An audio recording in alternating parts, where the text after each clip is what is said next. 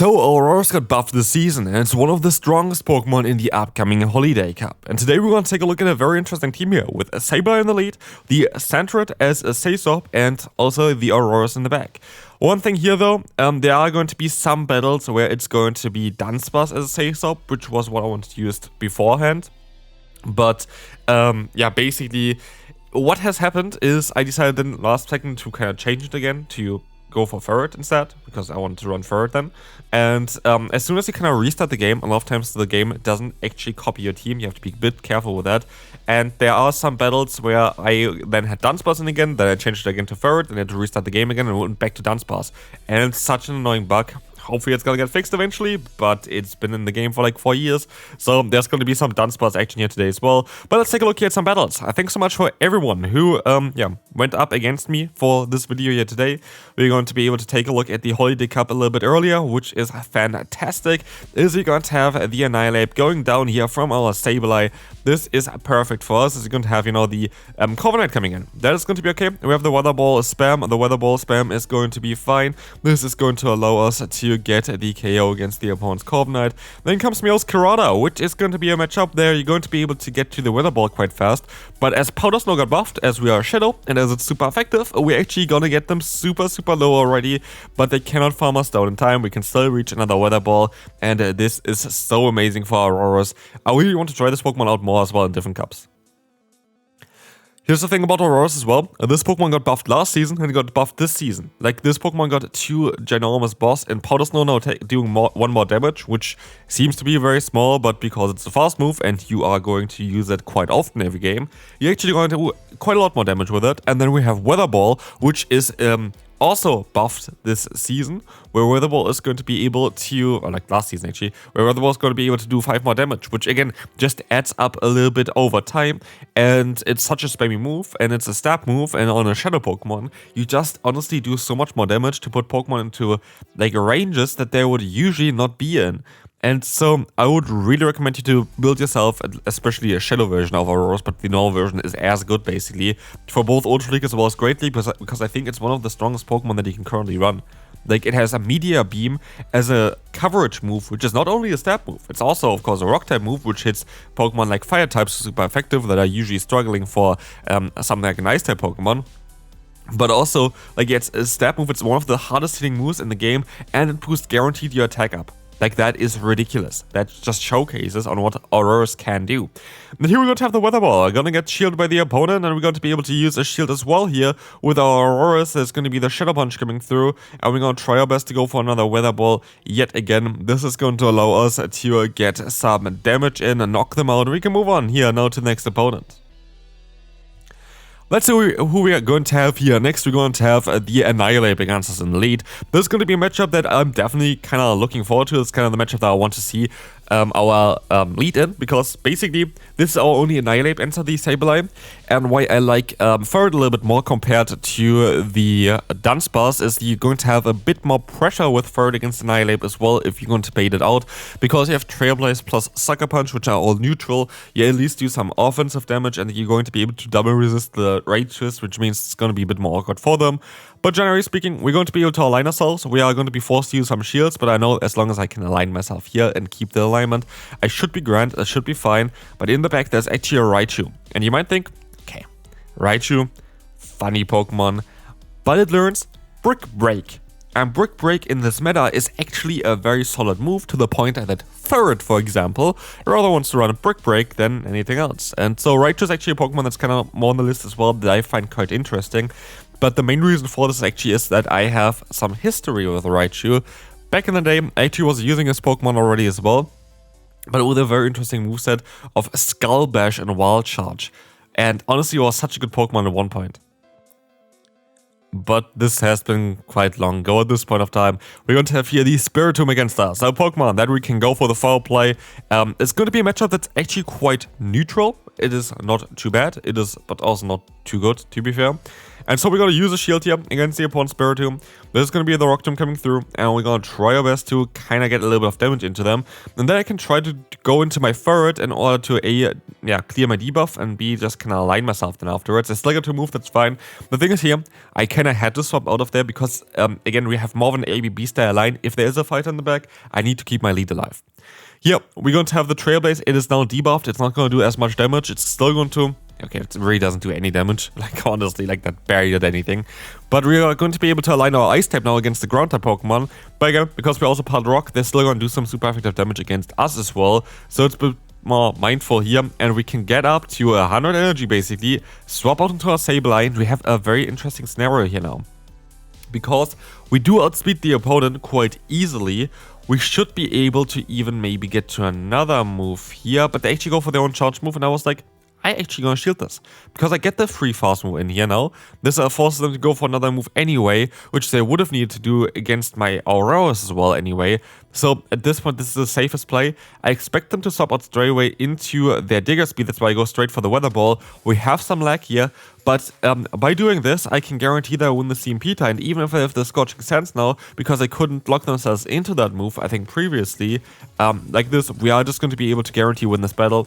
I can go for the Weather Ball here as well. I'm fully aware of that, but it's way more funny if I can go for the Meteor Beam, because I know that the opponent would have never been able to get to a move in time. And so Meteor Beam is going to knock out that Egg/Wall play there, but we did quite well there, I would say. And so we're going to face yet another Shadow Annihilate in the lead. And this is exactly where we want to face it, as Sableye is going to be the best answer. And what you see here as well is, I could go ahead and go for a Foul Play.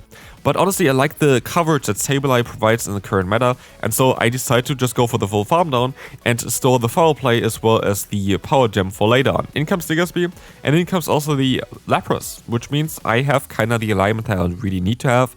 I'm going to be able to go for some Trailblazers here, which the opponent weirdly enough decides to shield up the first one. It really doesn't make too much sense here to shield up the first.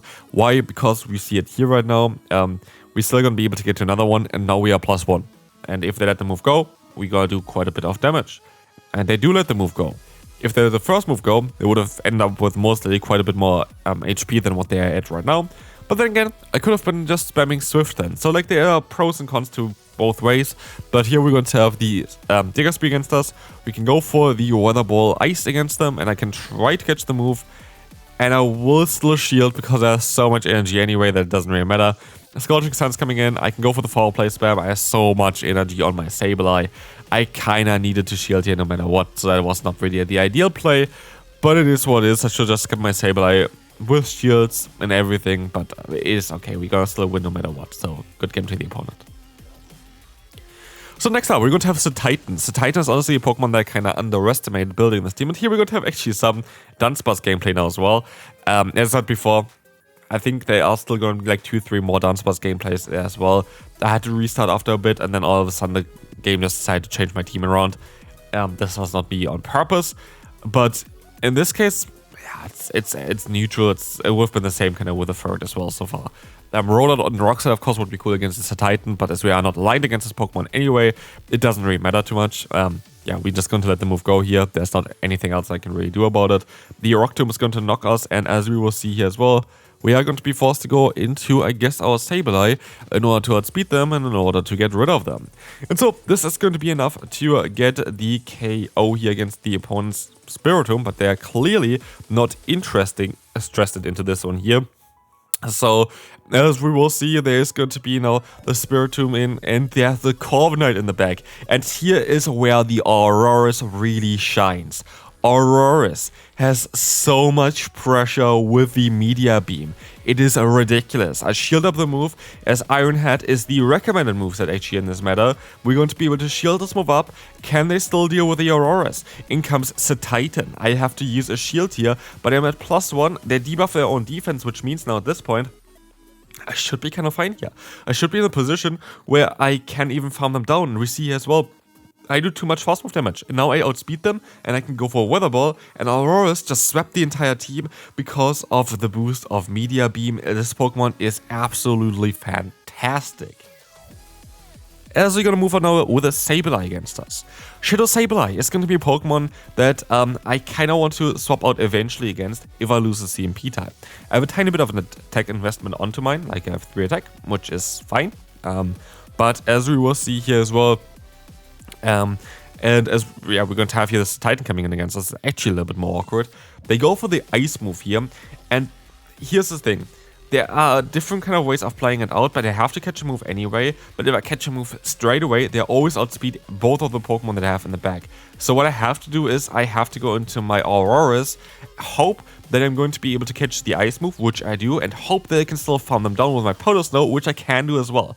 That is going to give us a little bit more of an edge there. It's going to give us a little bit more play against the opponent as they go back into their Sableye, as I can go for the Weather Ball, which very likely would even knock them out. It's Shadow vs. Shadow, it's a Weather Ball that does a ton of damage, the opponent decides to use a shield, and we are not going to be able to reach another Weather Ball in time, as we are going to see here now the opponent goes for the Foul Play. I have a move start, I think, on my Sableye, but they catch the move perfectly onto their own Aurorus, and it's going to change the game quite significantly. If I, did know that they would swap out at the same time as I did swap out, they didn't react to me, they just swapped out straight away. I would have been able to win this battle guaranteed, because a Power Gem would have knocked them out here. But like this, we're going to get reverse swept by the opponent's Aurorus. Well done there. Unfortunate for us. Like, there's nothing I can do there. If I waited for a turn, I would have won. For sure, because I would have had the Power Gem then, and I would have had still the third against Sableye, and I would have easily won the battle. But we swapped out at the same time, and with that, the opponent had the opportunity to come back from this one, and they did. And so, well done. Well played. Good job. Move on. Next up, third against our Sableye. This is going to be a matchup again here where I definitely need to swap out, and we're going to have the Dunsparce back again. What's up, Dunsparce? Not the Pokemon that I want to see. Speaking of Pokemon that I don't want to see, it is definitely a Corviknight here as well, as a Corviknight is going to be the Pokemon that, is just so neutral and generally, doesn't really mind those ground type moves as we saw there just now, but Rock Slide at least is going to be neutral. Rock Slide at least got buffed recently at least, and so we are not in a position where I think we're going to lose anywhere soon. But we're also not in a position where we're kind of dominating or anything like this. Like, we kind of need to try to get somewhat of an advantage.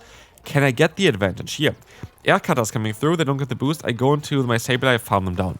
Okay, I have a little bit of an energy advantage. They swap out back into the third. They're gonna get to the move already. I have to shield. It's gonna be the Trailblaze, right? Like, I have to shield this move up. And I do shield this move up. And I have the opportunity here now to go for another move. Is it going to be the Trailblaze? Please don't tell me it is a Trailblaze. So I need 7 more fast moves to get to the next move. They're at level 4. I guess I need like 3 more at this point, I think. Unless they overfarm prior. I don't really know. We're going to go for 1 more. And they actually have a move already.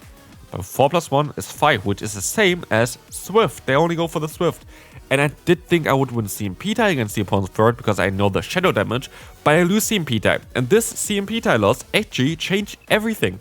Literally. Like, I would have been totally fine, I think, if I would have not lost the CMP tie there, or if I would have went for my move a little bit earlier, because I would have pressured the opponent's 2 cannon quite a lot with a shadow powder snow version of my, Aurorus there. But because the Swift came through in time for them, we're going to lose this battle. Well done. We can move on to another Dunsparce battle against Hisuian Zoroark.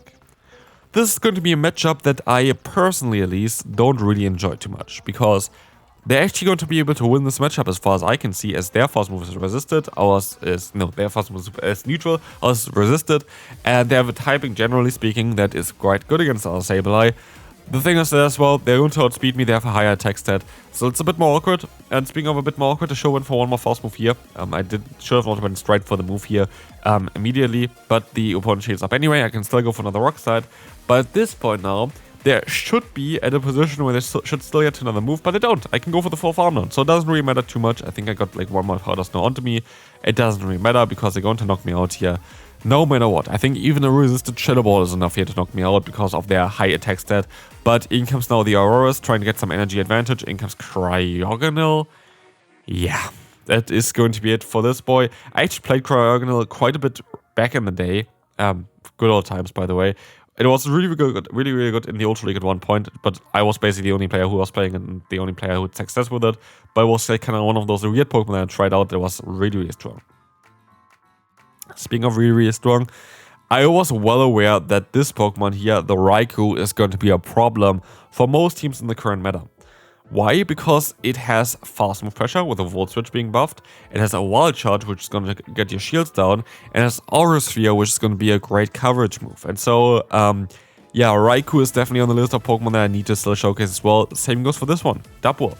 Dapple is really cool in this meta because you have actually access to Payback as well as Wild Charge, depending on what you kind of want to hit, Ghost types, or if you want to hit those other Pokemon like Flying type Pokemon, for example. You can go for the Wild Charge, but also like the Double Kick is the main reason why I think this Pokemon is kind of good, because it's actually an anti-Say-Swap, which is kind of funny because most Say-Swaps are currently normal type, and you're going to be able to hit them for super effective damage with this Pokemon. And you still generate energy fast, and you still have good coverage, which, for example, a Pokemon like Vigoroth, which has access to Counter, which also hits normal types super effective damage, kind of struggles with in this specific meta. But as we will see here, the Raikou is going to still be there. The opponent's going to be farming me down here with a Titan.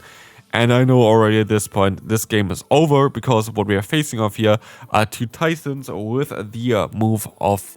yeah, a fighting move basically. I won't say both had Aurorus Sphere, but this one has Superpower, the other one has Aurorus Sphere, and both of those are very hard-hitting fighting type moves, and I know already I won't be able to survive this. Well done from the opponent, cool team. Hopefully you enjoyed it. If you did, feel free to leave a like, and we'll see you then. Bye-bye.